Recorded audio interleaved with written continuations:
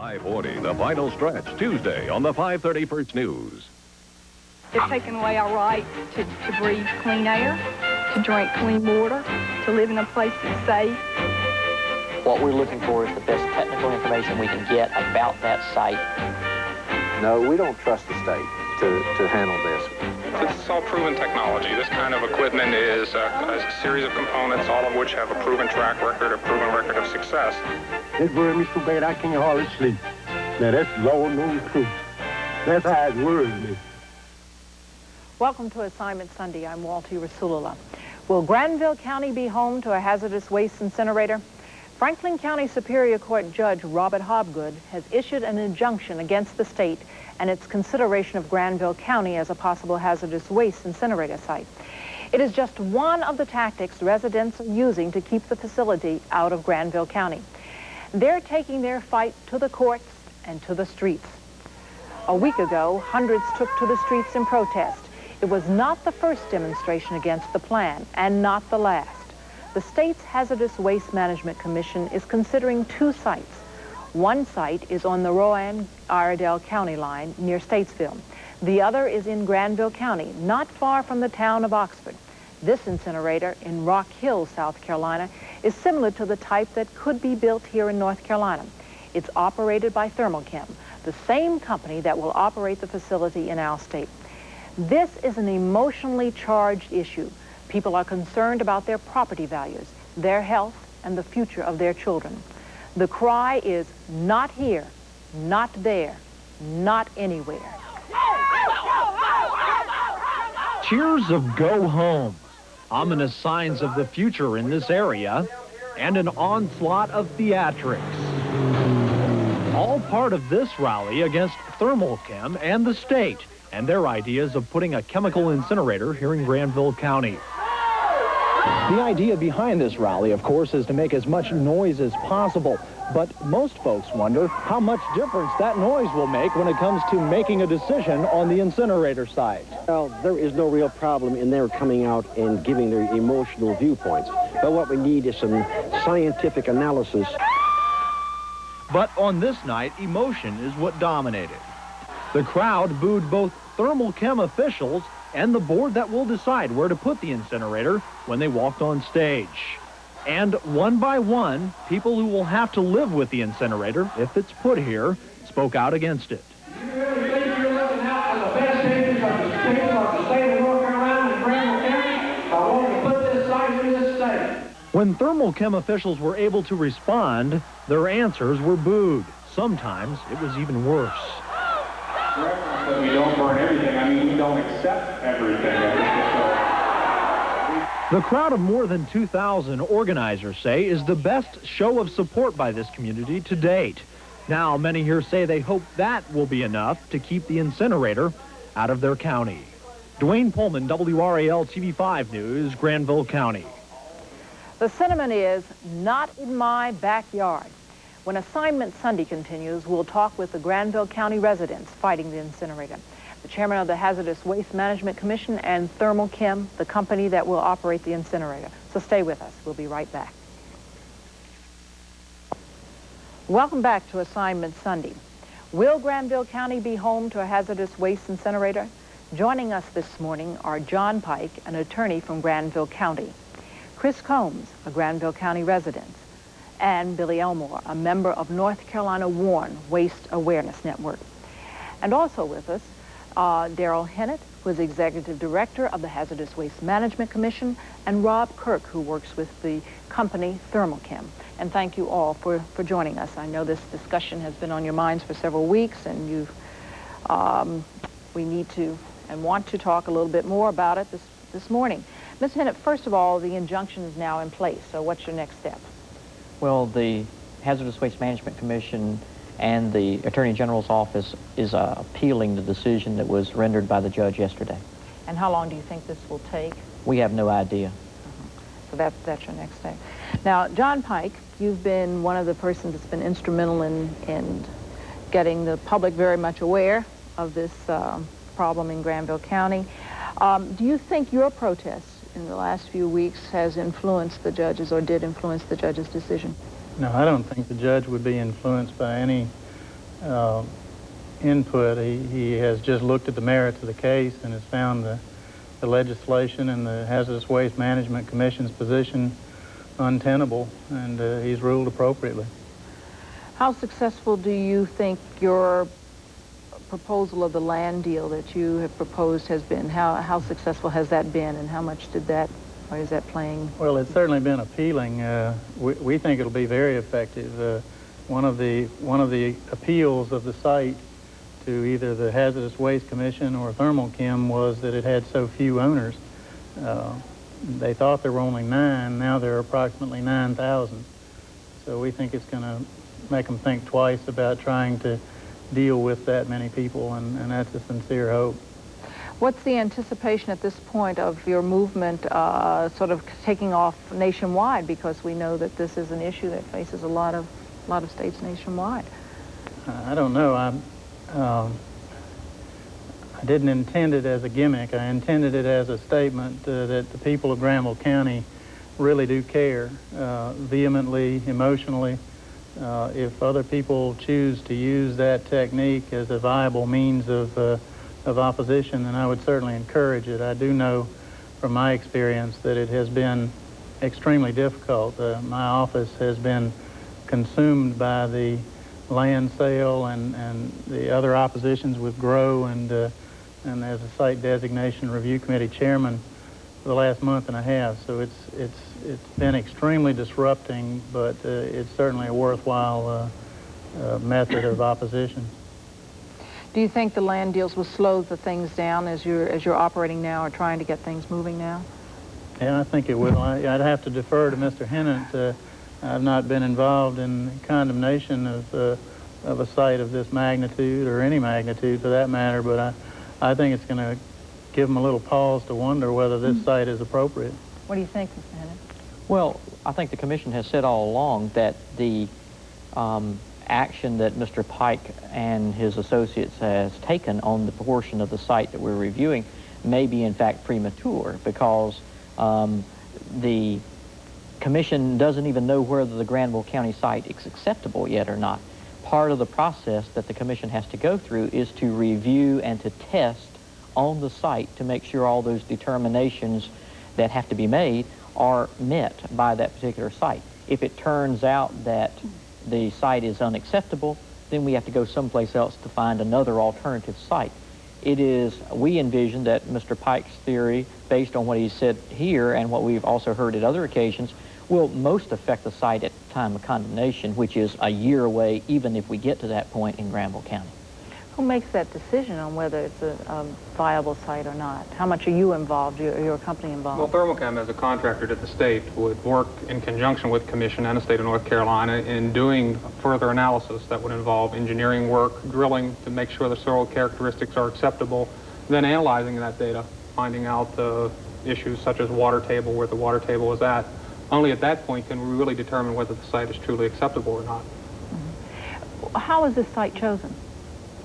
It was chosen as at the end of a very long and very complex process, one that is mandated by the General Assembly, one that was started back for this particular process back in September, in which criteria were adopted by the Commission, proposed, I should say, allowed to be commented on by the public through the Administrative Procedures Act, and then as a result of those comments and suggestions, the Commission finally adopted rules, turned them over to a company who was involved in doing the mapping and the geography work that was necessary.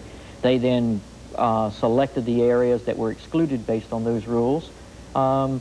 We then considered the areas that were left within the available areas, and that process went forth until we came up with 18 high priority potentially available parcels, and from that 2 of the 18 were selected. Why not in Granville County, Billy? Why not have this site there? Well, okay, I'm concerned with the entire state, and for that reason, I say not anywhere in North Carolina. We do not want incineration in North Carolina or landfills, because we feel that both are the least desirable and potentially most hazardous to the population. The health risks are too great. And for this reason, we are assisting the citizens of North Carolina in opposing these, particularly these two ways of treating hazardous waste. And NC Warren is 36 different environmental organizations and concerned citizens organizations that are committed to helping each other in North Carolina. It is a network, and we are very much opposed because of the things that are going to come out of that smokestack. Now, the state says water, CO2, and particulates. Well, those fine particulates carry vaporized toxic metals that are going to affect the health of particularly the children of North Carolina. And there have been studies done that show that the heavy metals coming out of those stacks can lower the children's IQs, it can make them shorter in stature, can cause hearing impairments, neurological damage, it can affect the kidneys, the liver. There are all kinds of health effects of these toxic chemicals. What's going to happen to Granville County if this is placed there? Well, I suppose that it will not lessen our desire to oppose this facility by any means. I think that if you're talking long term, if the facility is actually built, we think that it will make Granville County a ghost town. People will not want to purchase property there. Desirable industries will not want to locate there. And I believe firmly that the people that are there, when their children are raised, they will move off and the county will slowly die. What about these health hazards that Billy's raised? Okay, may I address Chris's question first or comments first? The UNC Department of Public Health, UNC Chapel Hill Department of Public Health just reviewed some data regarding the sites that were evaluated east of the Mississippi. And in those review processes, and Mrs. Elmore has a copy of that document right there in front of her, as they reviewed many of those locations, and they reviewed 5 years prior to siting the facility and 5 years after siting the facility, and compared that to a community in which there was no facility, but a very similar community, they found that essentially there was no change between those. Now, there would be small changes in any particular community, but by and large, after reviewing all of the locations, the conclusion of the report was that there was essentially no difference in the community cited with a facility and not cited with a facility. And how many years was the study? 5 years prior to the siting and 5 years after the siting of the facility. Okay. Is that the longest study, the longest length of study that we know of in this? I'd say it's the most recent study. I'm not sure it's the longest study, and I'm not sure of what other longer studies would be available. I'm quoting now from the results of what Mr. Hennett just said. And in the results section, it says, it is important to stress again that no cause and effect relationship can be drawn from our results. In other words, we are not claiming that any positive or negative economic impacts detected were caused by the presence of the facility. However, we have many reports of citizens that live in towns, El Dorado, Arkansas, Emil, Alabama, Rock Hill.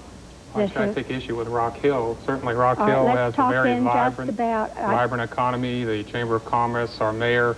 We look at the kind of growth that's happened in Rock Hill, and I think the city's been very pleased with that. Let's talk about Emil, Alabama, where the employment rate went from 5% to 21% after the hazardous waste landfill was located there. And in El Dorado, Arkansas, where there has been no new industry in over 5 years, actually in over 7 years. Granville County, I can substantiate there's been a $3 million direct impact on Granville County in the last month and a half. I mean, that's contracts that have been canceled, goods that have been not bought, Well, I can tell you the property values around our facility in Rock Hill have doubled in the last 5 years. What about the health measures? Health measures, South Carolina's Department of Health and Environmental Control has done a complete audit around our facility using a 2-mile radius to sample soil and air. And what they find is no increase over the background levels. Background levels are the levels that would normally exist in our everyday lives.